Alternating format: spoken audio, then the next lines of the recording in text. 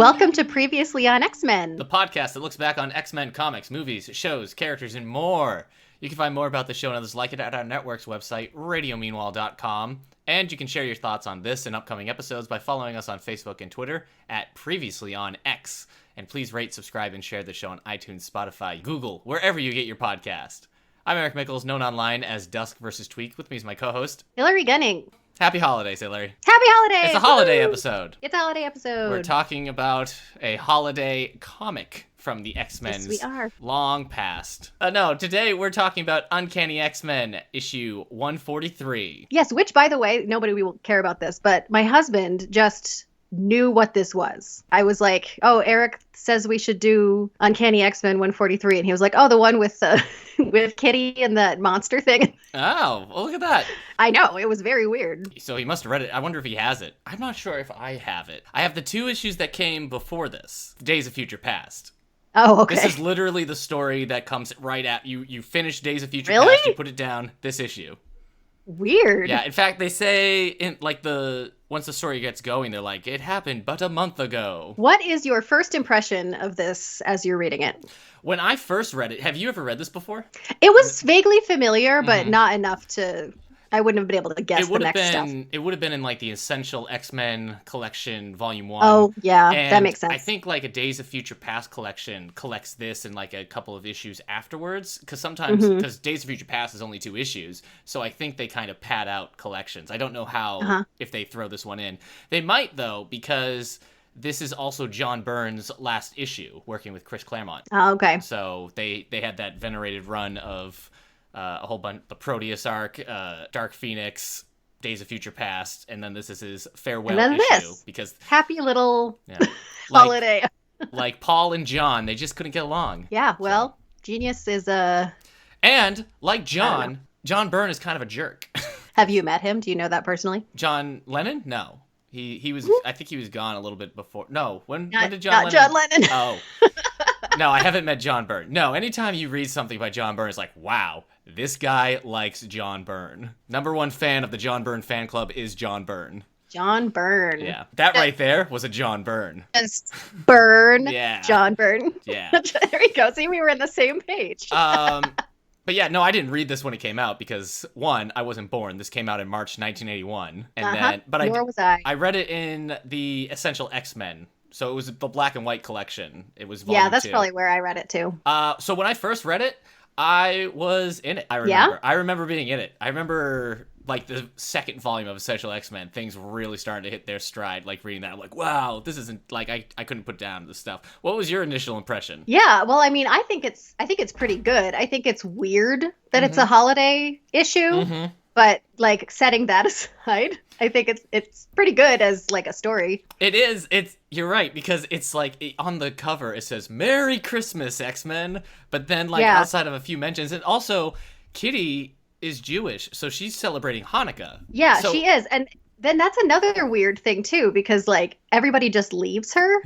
Like everyone goes and does their Christmas thing, and they're like, "You don't have anything to do. You just stay here alone in the mansion and get attacked by family. monsters." You're not celebrating the holiday you celebrate. You're not celebrating the holiday we celebrate. You just imagine her sitting, like, if this alien hadn't attacked, if this monster hadn't attacked, she would have been like, "Happy Hanukkah to me," crying at the table alone. But it is nice. At the very least, we get 2 holidays in here. Yeah. Like, it's not just a Christmas episode. December. I keep thinking episode, issue. No, you're so used to the 90s animated series. This would have never happened in the 90s animated series because they couldn't use Kitty Pryde. Ah, yes. Yeah, and it looks like he talked about it in the X-Men Companion Volume 2, which came out in 1982. But John Byrne drew inspiration for Kitty Pryde's original designs on a young Sigourney Weaver. Really? Yes. Really? Yeah. I don't see that at all. Here, I'm going to send you a picture of a young comic book resources is where I first saw this being mentioned. I'm going to... Okay. How do I chat in this? Hold on. Here we go. So this is Kitty, and this is a young Sigourney Weaver. Oh, okay. Yeah. It's the mouth. Huh. Okay. It's the mouth that's similar. Sure. The eyes are not. Well, there you have it. You think it just looks like her completely? No, I can kind of see it, but... Why would he do that? Like, why... Did he just like Sigourney Weaver and he wanted to commemorate her existence? I don't know. I feel like if I was an artist, I would be basing my characters off of actors all the time. Why not? I'm just supposed to sit there and come up with new people? Yeah, you're No. an artist. I'm going to look at Hugh Jackman. I'm going to draw Hugh Jackman. It's always and Hugh then Jackman with you. They're going to find the picture I drew of Hugh Jackman underwater on the Titanic. Uh-huh. And then they'll find me and ask me to tell my story. It's been 89 years. And it will be so beautiful. Real quick, again, this was written by Chris Claremont, co-plotted and illustrated by John Byrne. And it opens, and what's that thing you say? We talked about this with the Wolverine episode. In what? In medias res. Yes, sure. Media res. It's taking place during an older X-Men issue where they were fighting the Nagari, these like demon creatures. That issue's always funny because Cyclops is dealing with the death of Thunderbird, and he's just out there by himself, and the narrator's like, "Can you deal with it?" And he's like, "No." "Can you deal with it?" He's like, "No!" And then he ended up blasting ancient thing which brought the Nagari, and the X-Men fought them. Yeah, I appreciated having kind of the previously on X-Men thing in the comic. Yeah, that helps. Actually, I was reading and I'm like, I don't remember this being part of the Christmas issue. How did you like my gosh. Sorry. the young I couple? just remembered something. That's exactly what I was just remembering. The young couple who's like, boy, like, it's great "Merry being married our Christmas." first Christmas. And then they get eaten. They get brutally murdered. I mean, They get like bit and sliced apart, and then their bodies are devoured. so like the husband, Merry Christmas. the husband, it says, dies instantly, and then his wife has time for a choked cry, and then is ended as quickly, as abruptly as her life. And then it that's what eats you get them for going in to the get a wilderness. Christmas Yeah. tree. Getting Yeah. a Christmas tree in the middle of the night? They're Like, just, what? They just love You're each going to get other. eaten by a monster. And also he's like telling her it's okay that they're going to get a tiny little tree because they live in an apartment. They're so sweet. They're very sweet, So- and now they're dead. I don't even think because he goes and looks in the woods. He's like, I'll just check it out. But I think they were going to get killed either way. They were dead as soon as they got out of the car. Maybe You're even right. before. You're right. Dark Universe, this X-Men universe. That's a Chris Claremont thing. He likes creating these I want to say Scott Lobdell kind of did that a little bit as well. But Chris Claremont kind of has that thing of like, he introduces a character, you're like, oh, that's nice, and then they're dead. So Yeah, it's a I can't very believe special I finished my opening for the master's holidays. degree after all those years. Now I'm really gonna make a change. Oh no, it's Sabretooth! 3 children They going what? to school at night. Cut to Kitty Pryde being taught how to start the Blackbird. Bit of foreshadowing there. It is foreshadowing. Yes, that's definitely the kind of thing that in the movie you'd be like, she's gonna have to Use the Blackbird. at fly some the point. blackbird. Yeah, the X-Men are going off to do Christmas things. Wolverine's going off with Mariko on his own. This is the first time Professor X has met her, which I was like, oh yeah, I guess it would be. And then Nightcrawler makes the mistake of kissing her under the mistletoe, and Wolverine And almost boy. murders him. Almost just like straight up murders him. I saw a quote And then it's on- like, oh, I'm so sorry. I almost murdered you. I saw a quote. So also in the X-Men Companion number 2 from 1982, Chris Claremont was saying that management, the editor Jim Shooter at the time, was wondering why Wolverine wasn't being the berserker, the tough guy that people had been falling in love with. So they're like, fine, we'll make Wolverine try to kill his own teammate because they give her a peck on the cheek during Christmas. And Christmas yeah. in the mansion. Yeah. This is the time. Yeah. What follows after is something I love. Is that classic line where Wolverine's like, mine are killer's instincts. Always have been, always will be. I hoped that I could change. I was wrong. I can't explain what they did to me. Who knows why mankind has a dark underbelly. It's just, that constant navel-gazing Wolverine is wont to do. Yep. Merry Nobody Christmas, asked Wolverine. Him and Mariko are... Thank you. It's too bad he's Go not ahead. here. Too bad he doesn't stay. He'd be real helpful in the next He couple would be of pretty hours. helpful. He's gone, though. He leaves. Kitty Pryde kisses Colossus as well. Oh, yeah. Oh, my gosh. Calls him Are sexy. they dating? No, they're not Yeah. dating. And she's 14. He's 14. not. And she's like, hey, sexy. Yeah, I think because like what we were trying to figure out when we read Giant Size X-Men, that we were thinking like he was probably like 16 when we meet him. So maybe it's been 2 years or so. Like he's Gotta definitely be, yeah. a legal adult, and she's definitely 14. He's too old. Yes. They say something at some point about like them flirting or something. I'm like, is that what that is? I think Nightcrawler says something. Nightcrawler says, like, better, it's a good thing you only kissed him on the cheek, otherwise he'd be dead or something. He's like, I regret saving your life, Nightcrawler. And they're like, let's go celebrate Christmas. what a joyful day this has been. Life with the X. Everyone leaves. Colossus, Nightcrawler, Professor X, and Storm. So this is something, when I first read it, when they were saying it's a lovely night, and Storm says, what good is being what good is being a mutant weather witch if one can't conjure up a crystal clear Christmas Eve? And that's one of those quotes that's like just a throwaway line, but has always like stuck with me when I think about like Storm. I don't know. Oh, really? That's interesting. Just that, like, yes, X-Men can always have like perfect Christmas weather because they have Storm. And it's interesting that it's nice. Yeah, it's interesting that they go with crystal clear instead of like and not light like snowing. Well, snowing. they're driving. They're driving. I know. Maybe when they get home, she's like, time for the snow. But, snow. Yeah, I don't know why. I guess it's just kind of like a warm, casual use of the power that you don't normally get. Normally, you know, she's like, I'll cast lightning on Mystique and melt her innards from within. Did you say cast? Yeah. She'll cast lightning, like an old Dungeons and Dragons I'll have mage. Storm cast lightning on. And Nightcrawler will use a high potion. But yeah, they leave Kitty behind. She's 14, so maybe they're going to a bar. Maybe she can't. Do they ever say where they're going? We find out where they're going later, or at least at the end. No, like at the end we know why they're leaving her behind. Right, but that's like probably just an errand on the way. Like I imagine they like. We're going to a bar or celebration or something. And Angel leaves. Kitty Pryde is 14, and not only is Colossus, like, you know, having this flirting relationship, but Angel is not subtle about what he's off to do with his girlfriend on Christmas Eve. No. He's just like, you might not see me till April. Bye! It's like, jeez Louise, she's 14! Gosh! All these X-Men are just, like, super comfortable in their sexuality, but nobody's remembering that she is but a young child. Once you're an X-Man, you're all Kitty Pryde's grown like, up. Great, everybody's off getting it, and I'm just home alone.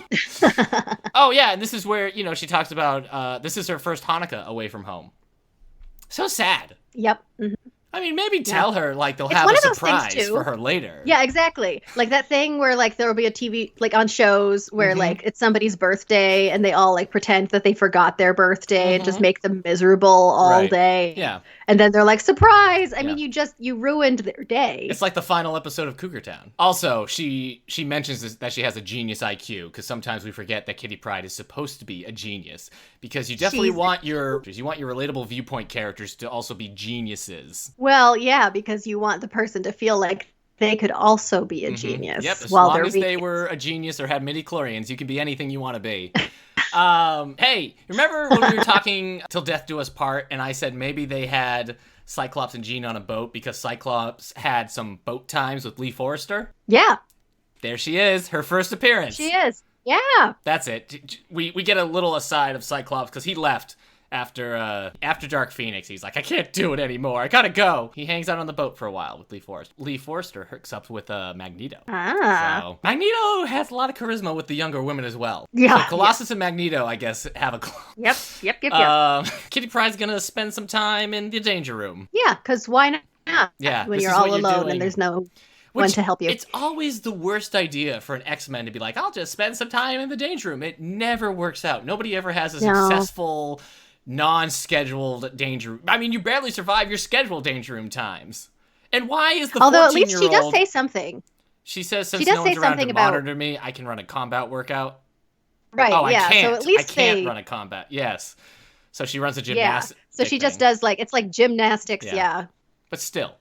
So at least they address that. Yeah. But yeah, it's definitely going to go awry. But there's an intruder in the mansion on this Christmas Eve. Maybe it's Santa Claus. Anyway, she's going to go check upstairs. And this is one of the cases where Kitty Pryde can walk on air. I'm not a fan of that. The fact that she can phase enough that she walks on air molecules. I am much more willing to accept her moving through the space between atoms because it is infinitely larger than the matter in there, than her being able to find that tiny amount of matter to walk on. Like those are, it feels like it would be the same power, but like it's very different situation to like go in the space or find the actual matter. Yeah, I remember the first time she was like in an elevator shaft and she was doing that. I was like, I don't know. I Yeah. don't know about this, Claremont. But she goes up to Storm's attic. All the plants are dead, but it's not just because of the cold. It's because of all the goop. Because the demon is here. Oh no! Yeah.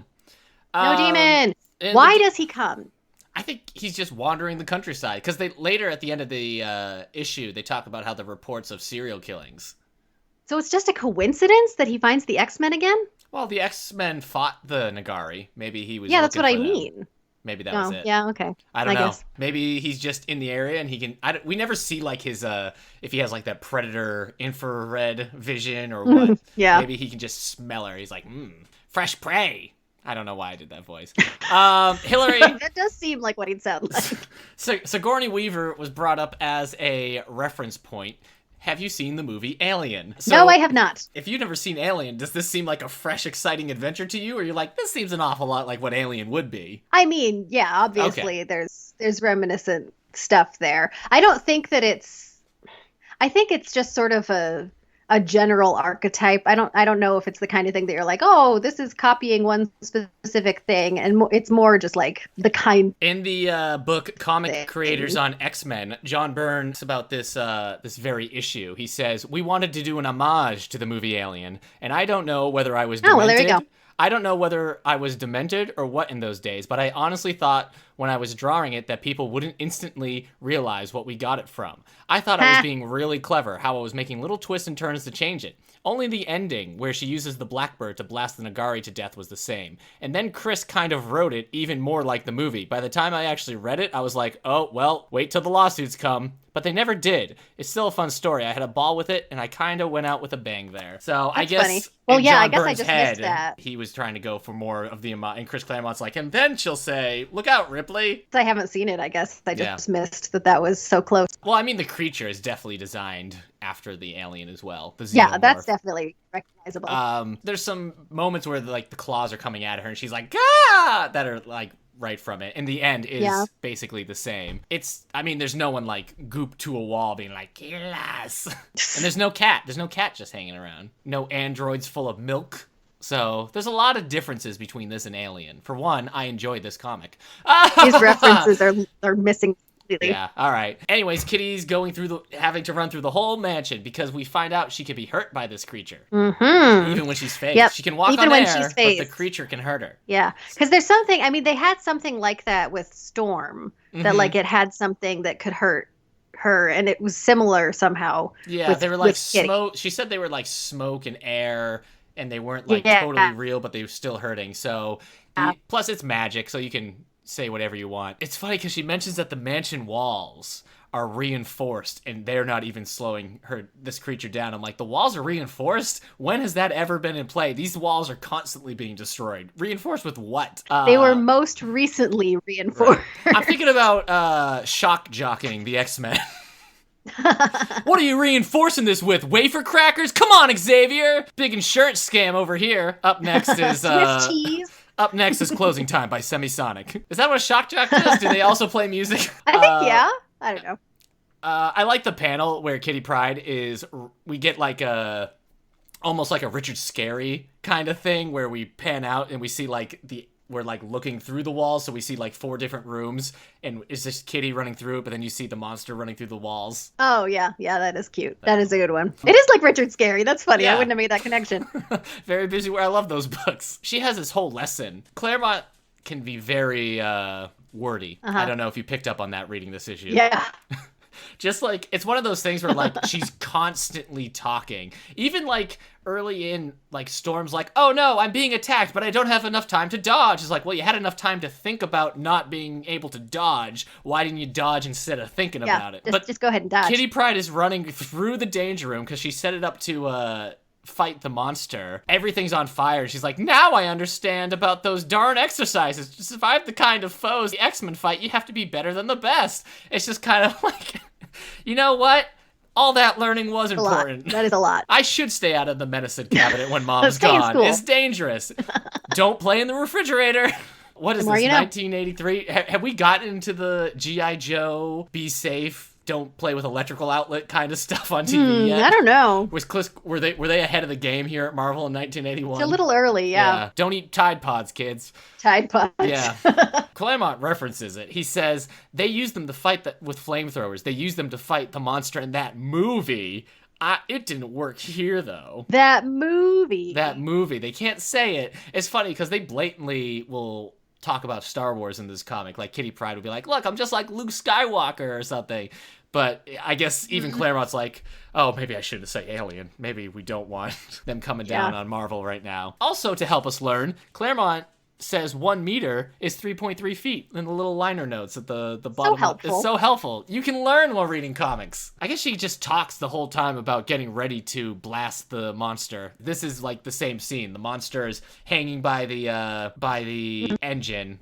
She hits it and she ignites the monster, or so we think. See, now this is all just spoilers for Alien. Yeah, I'm sorry I spoiled the, at this point, 40-year-old movie. No. Is that true? It's 2020. The movie came out in the 70s, Hilary. I mean, it had to Alien be before came out this. in 1979, so... Well, that's close enough to feel like an 80s movie.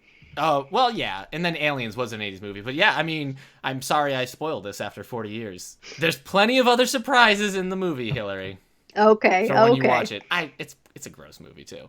Yeah, I'm not I making don't any imagine friends. I'll watch I it. don't make a lot of friends who, when I talk about the Alien films, it's one of those franchises I've like seen all the movies for, and I'm more interested in the movies than I am someone who enjoys them. That was my feelings on the Alien films. I never make friends when I'm like, my favorite Alien movie is Alien 3. They're just like, get out. I'm like, I kind of like it because it's different. It's a little bit like the first one. It's a different kind of setting. It's got some... No one likes that. Nobody cares. It's so funny because the X-Men get back and they're like, they've been talking about a string of serial killers. Well, the lights are off at the mansion. Oh, well, Kitty's probably fine. We left a 14-year-old girl home alone. Maybe we should have hired at least a baby. Fine. I mean, I guess I get it. If I was Kitty in this situation and I couldn't go out, I wouldn't want a babysitter. I wouldn't want Wolverine and Muriko just hanging out and be like, all right, now, Kitty, you go to bed so we can canoodle. I'd be like, no, I want to stay up. At the same time, it's a mansion, you know? Like, would you really feel, just because there's an adult in the house, like, would you feel necessarily like you're being babysat? Yeah. And it's funny put because... to you that you would not. Professor X also says, there's a miasma of evil about the house. Oh, well, let's just go in and see what Kitty's been up to. Kitty, did you finish that puzzle? Do you want to frame it? She's just...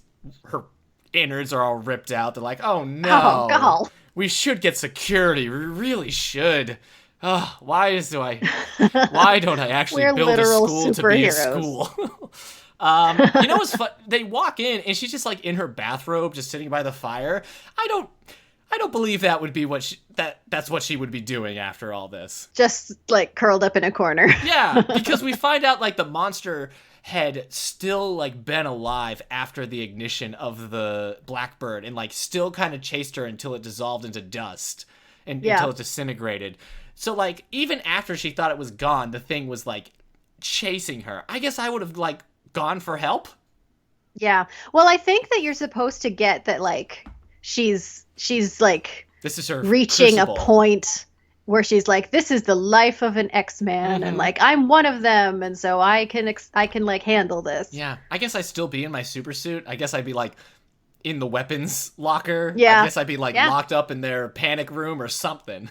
I wouldn't just be by the fire in, like, a bath. Yeah. She took a shower? How? How do you take a shower after this? There's no one in the house. Yeah. I mean, and... She's very cool. Storm's roof is destroyed. Storm gets back, and she's just kind of, like, cool about it. I mean, she's like, what happened? But at the same time, she's kind of like, the Blackbird's destroyed? My roof is destroyed? Weird. Yeah. All the walls in the entire mansion How do you destroyed? explain this, Kitty? The X-Men do not act appropriately to Kitty's whole night.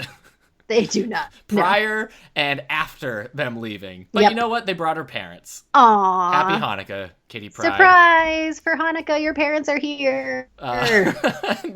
And then she's fine, and everybody's happy. Do you think she tells her parents about what happened? I don't think she tells her parents. I know in the next issue, the X-Men are literally cleaning up the mess. And I remember Nightcrawler making fun of her, and she gets very upset about it and storms off. And Nightcrawler's like, "Oh, why did Jean Grey have to die?" They're very melodramatic.